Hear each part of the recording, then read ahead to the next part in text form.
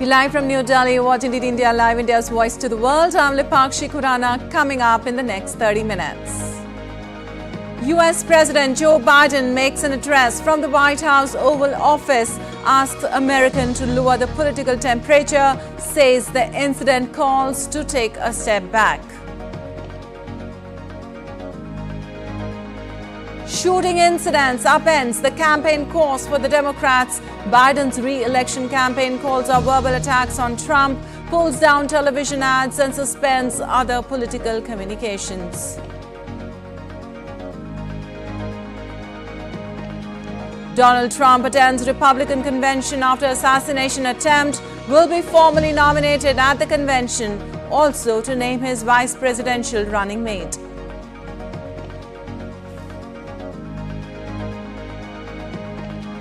KP Sharma Oli appointed as new Prime Minister of Nepal, likely to be sworn in on Monday.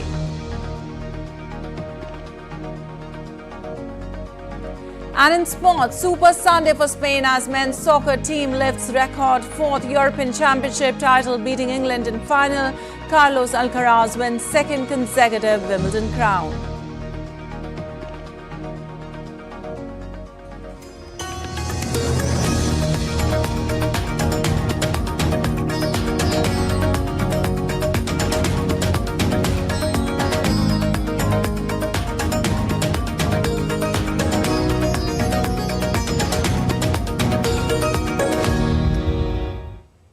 And moving to the details now, US President Joe Biden on Sunday ordered an independent investigation into the security for the rally where a shooter attempted to assassinate former President Donald Trump. Addressing the nation from the White House Oval Office, Biden said there is no place for any kind of violence in America. He asked Americans to lower the political temperature. Biden urged the people not to make assumptions about shooters' motive. He also said he ordered a full review of the security for Trump's Pennsylvania rally and to assess the security in place for the Republican National Convention this week in Milwaukee. It was Biden's third use of the formal setting of the Oval Office to comment on issues of major importance to Americans since he took power in 2021. Last October, he made a primetime speech to comment on the Gaza and Ukraine conflicts, and in June of 2023, he spoke when a deal was reached with Republicans to avoid a breach of the U.S. debt ceiling. There is no place in America for this kind of violence, or any violence for that matter. An assassination attempt is contrary to everything we stand for as a nation, everything. It's not who we are as a nation. It's not America. And we cannot allow this to happen. Unity is the most elusive goal of all, but nothing is important than that right now, unity. I urge everyone, please, don't make assumptions about his motives or his affiliations. Let the FBI do their job and their partner agencies do their job. I've directed an independent review of the national security at yesterday's rally to assess exactly what happened. And we'll share the results of that independent review with the American people as well. And finally, I'll be speaking more about this tonight at greater length from the Oval Office. We must unite as one nation. We must unite as one nation to demonstrate who we are. And so may God bless you all, and may God protect our troops. Thank you very much. Well, the U.S. president has received another briefing in the White House Situation Room on Sunday. Biden was briefed by top Homeland Security and law enforcement officials. He has ordered a review of federal security surrounding Republican Donald Trump. Biden also directed the Secret Service to review all security measures in place for the Republican National Convention in Milwaukee this week.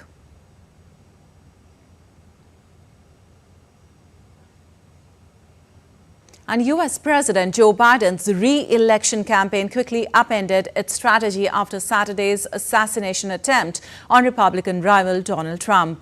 Within hours of Pennsylvania shooting, Biden's campaign was pulling down television ads and suspending other political communications, including those that had highlighted Trump's May felony conviction in hush money trial. Democrats also called up verbal attacks on the former president to focus instead on a message of unity. Well, former U.S. President Donald Trump arrived in Milwaukee, where he will be formally nominated as the Republican presidential candidate later this week, after surviving an assassination attempt that aggravated an already bitter U.S. political divide. Trump was holding a campaign rally in Pennsylvania, a key state in the November 5th election, when shots rang out, hitting his right ear and leaving his face streaked with blood. One person in the crowd was killed and 2 others wounded. Secret Service agents fatally shot the suspect. Trump is due to receive his party's formal nomination at the Republican National Convention, which kicks off in Milwaukee, Wisconsin on Monday. The FBI said there was no known threats to the convention or anyone attending, while the Secret Service said they do not anticipate any changes to the security plan. And Trump supporters held a get-well-soon vigil near Republican convention in Milwaukee, Wisconsin, wishing for former president's speedy recovery. The atmosphere was marked by a sense of solidarity and hope as participants shared their admiration for Trump and their concern for his health. Donald Trump arrived in Milwaukee on Sunday, where he will be formally nominated as the Republican presidential candidate later this week.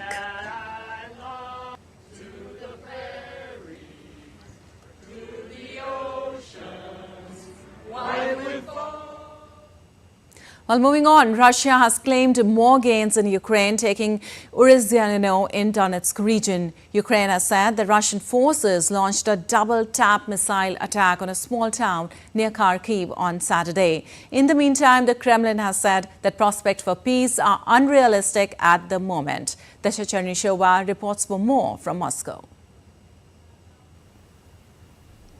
Russian Ministry of Defense says its troops have taken control over the settlement of Urozhaine in the Donetsk People's Republic. The development is set to allow for the movement of Russian troops to an important logistical hub in Velika Novoselka. The ministry also says that it hit a Ukrainian railway train with personnel and military equipment at the unloading station and destroyed combat positions of the German-made Iris-T air defense system.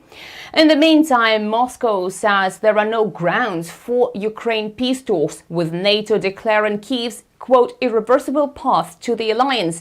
That's why Kremlin spokesman Dmitry Peskov says Moscow should work and achieve its goals. He said that such promises indicate that NATO will never take into account Russia's concerns, which led to the start of Russia's operation in Ukraine.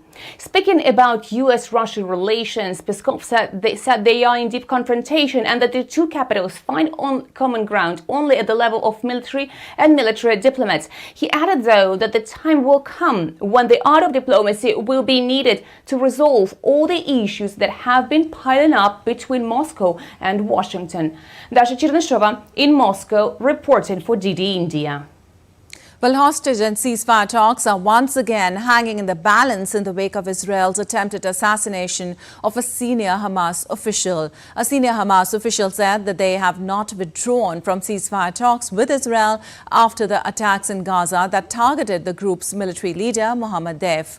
It comes as pressure is mounting on Prime Minister Benjamin Netanyahu to do a deal with Hamas to bring the remaining captives home. Sarah Coates has more from Tel Aviv.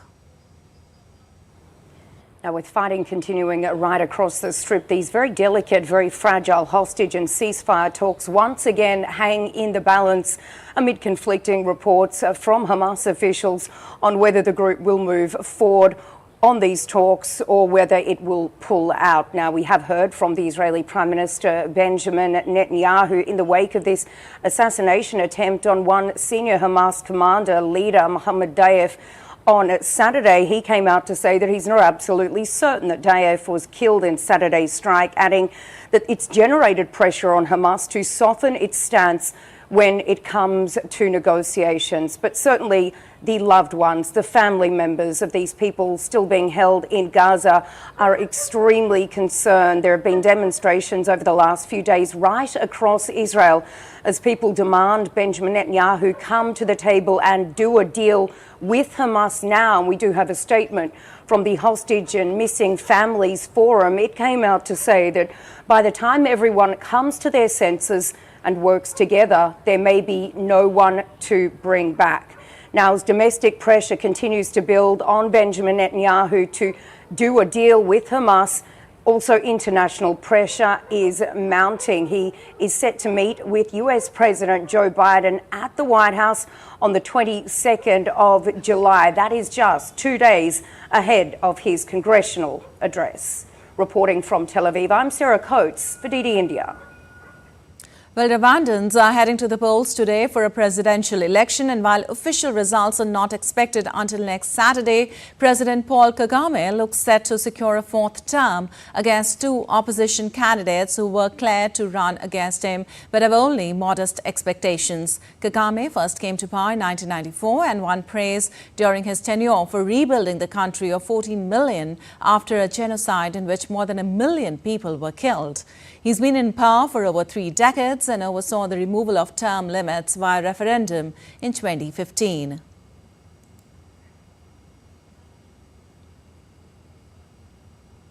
Well, KP Sharma Oli, the leader of Nepal's largest communist party, is likely to be sworn in as the Prime Minister of the Himalayan nation on Monday. Sharma was appointed Nepal's Prime Minister for a fourth term on Sunday to lead a new coalition government. First elected as Prime Minister in 2015, Oli was re-elected in 2018 and then reappointed briefly in 2021. Under the new power-sharing arrangement, Oli and the Nepali Congress Party's President Sher Bahadur Deuba will rotate in holding the Prime Minister's post until the next general election in 2027. And the UN has claimed that the rising conflicts globally slowed the childhood vaccination rate in 2023. More children were left out of critical vaccination drives for diseases such as diphtheria, tetanus and whooping cough last year, as a rise in conflicts across the globe hindered the supply of life-saving shots, mostly in strife-torn regions. About 14.5 million children failed to get vaccinated in 2023. The number, however, was lower than during the COVID-19 pandemic, when about 18 million children missed out on vaccination.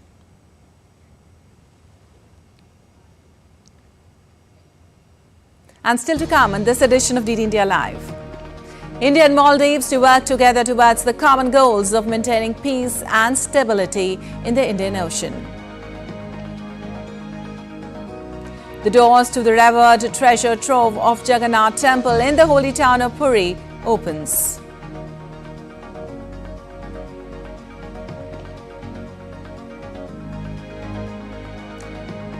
And 21-year-old Carlos Alcaraz wins Wimbledon Open for the second consecutive year over Novak Djokovic.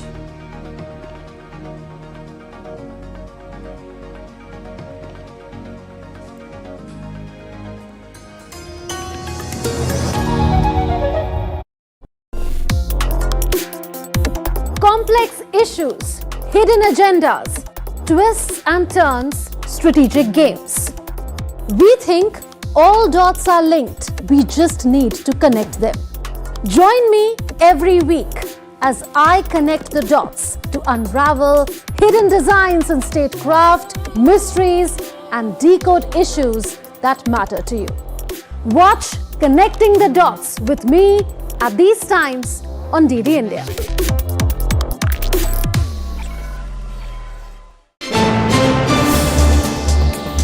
Voice of a rising aspirational world. Stories of challenges, struggles and accomplishment. A world battling conflict, hunger and poverty. Embracing growth, development, science and technology. A voice of progress, a voice of unity. Watch Voice of the Global South with me, Akshay Dongre, only on DD India.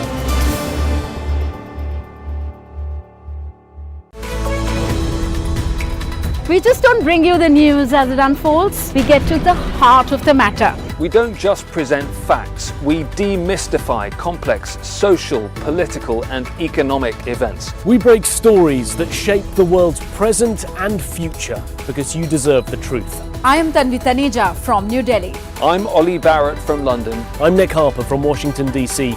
Join us on DD India Global Monday to Friday at these times.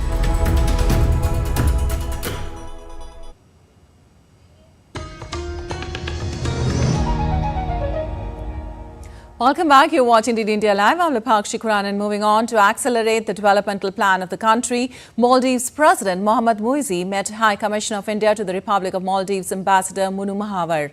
India, Maldives agreed to continue to work together towards the common goals of maintaining peace and stability in the Indian Ocean.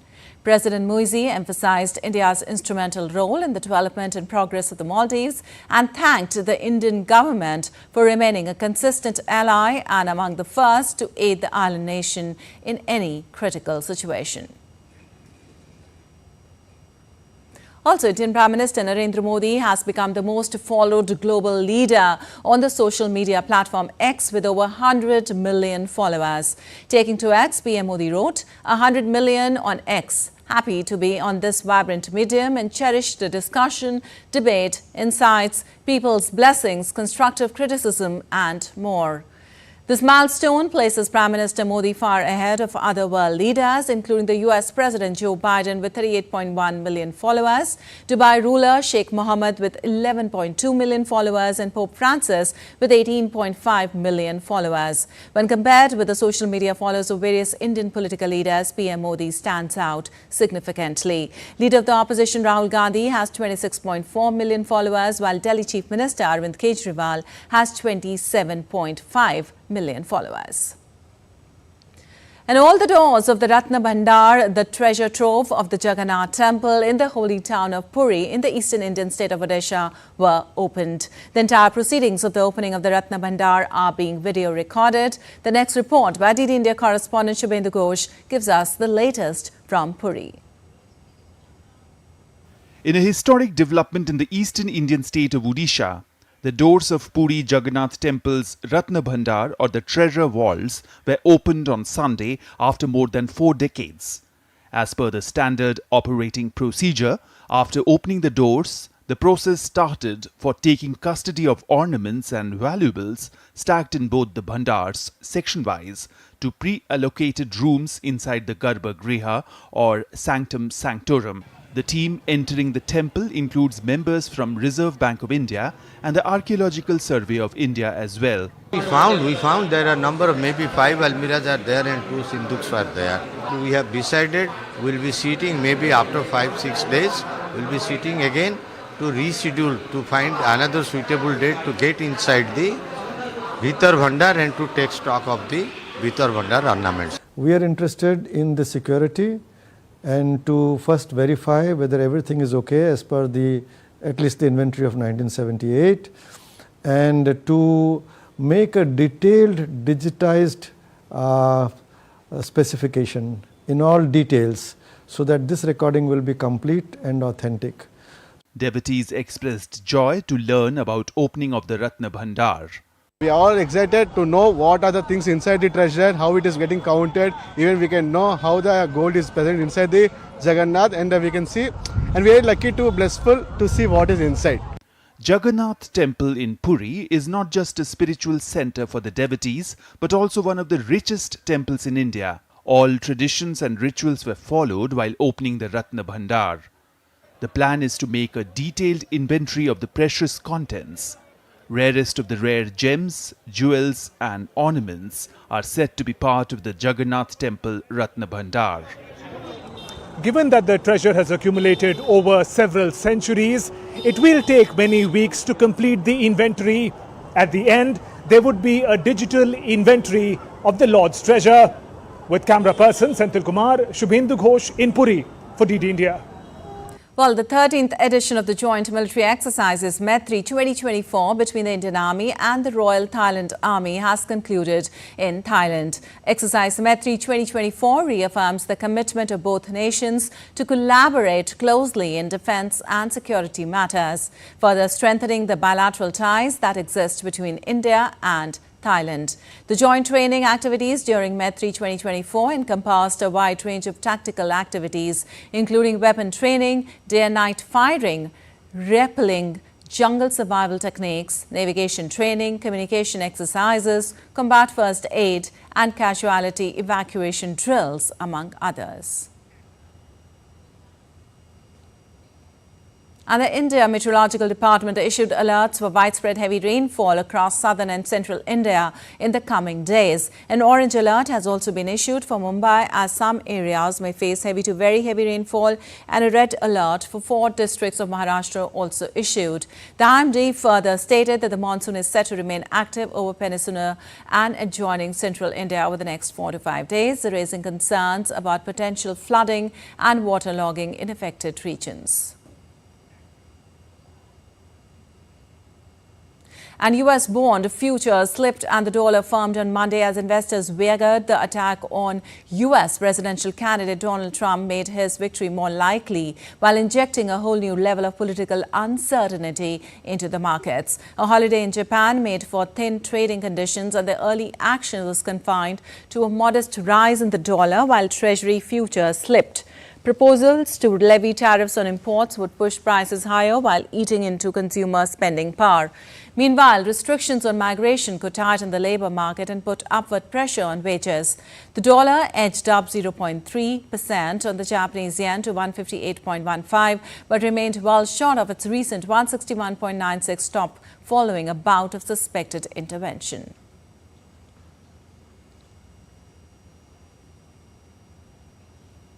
And the Thai economy faces upheaval due to factory closures and cheap Chinese imports. Several key manufacturing plants across Thailand have shut down due to rising production costs and decreased demand, leading to widespread job losses and economic instability in affected regions. As a result, there is growing concern over the long-term economic implications and the potential for increased unemployment.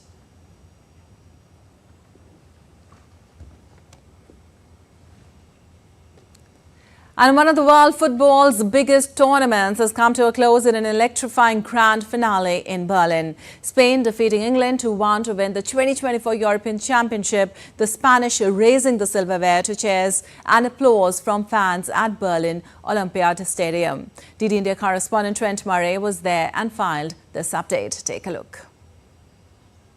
Well, it was exactly 1 month ago that Euro 2024 kicked off, with 24 of Europe's top teams all competing for what is one of the most coveted prizes in world football. And tonight we got our answer over who the winner was. It was España, Spain. 4 times they have now taken out this championship. They are the record holder now for the most number of wins in Euro history. And for Spain, in many ways, they took the hardest road to get here, taking down football heavyweights like Italy, France, Germany, and of course tonight, England. For the English, well, you can imagine there'll be disappointment. Fireworks for the Spanish. The fiesta, I imagine, will go well into the night here as Spain officially clenches that prize and can call themselves the winner of Euro 2024. Trent Murray for DD India, Berlin. Meanwhile, for England fans, it was yet more disappointment as the country's way to win a major tournament in men's football continues. DD India correspondent John Bever was at a specially constructed fan park in southwest England for us, where thousands of fans were watching the game on an outdoor big screen. Take a look. After losing in the finals of the last European Championship, there was a feeling that this could be England's year, but it wasn't to be. Before kick-off, there was a party-like atmosphere for the 3,000 people at this fan park in southwest England. With England's only victory at a major tournament coming 58 years ago at the World Cup in 1966, the hope was that this could finally be the moment. An early second-half Spanish goal silenced the crowd here, but jubilation when England scored an equaliser. But that joy was short-lived as England fell short yet again. Fans soon headed for the exit, bitterly disappointed. I think England played quite well. Spain were the better team in the end. We've got a youth, and now they're experienced. They've like Jude Bellingham, they've experienced the final now. So hopefully next time they'll go all the way. So the heartbreak of being an England fan continues, as does the long wait for victory at a major tournament for the men's team. They'll regroup ahead of the World Cup in 2 years' time and hope to go one better. Maybe, just maybe, that will be their year. John Beaver in the UK, reporting for DD India. And Spain's Carlos Alcaraz on Sunday created history by becoming the 6th player in Open era to win Roland Garros and Wimbledon in the same year. 21-year-old defeated 7-time Wimbledon champion Novak Djokovic in the Wimbledon men's final. Alcaraz beat Djokovic in straight sets 6-2, 6-2, 7-6. The Spaniard was just too good for one of the greatest tennis players to become the Wimbledon champion once again. Djokovic put up a fight back in the third set and pushed the game to the tiebreaker, but Alcaraz played one of the best games of his career to claim a clinical win on the centre court. And the traditional fireworks display illuminated the Eiffel Tower and the Bastille Day, France's national day. The show featured the usual colourful fireworks. Large flock of drones also made the show by shaping Olympic signs and athletes in the sky of Paris. This edition of the show was marked by the Paris 2024 Olympic Games, which will kick off on the 26th of July.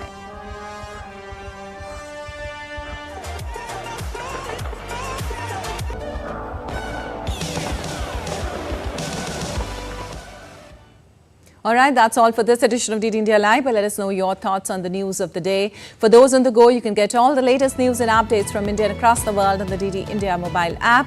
The app is available on both Android and iOS platforms. Scan the QR code on the screen to download now. We'll be back with more news as it breaks here on DD India. I'm Lipakshi Khurana from all of us here in Delhi. Thanks for watching DD India Live.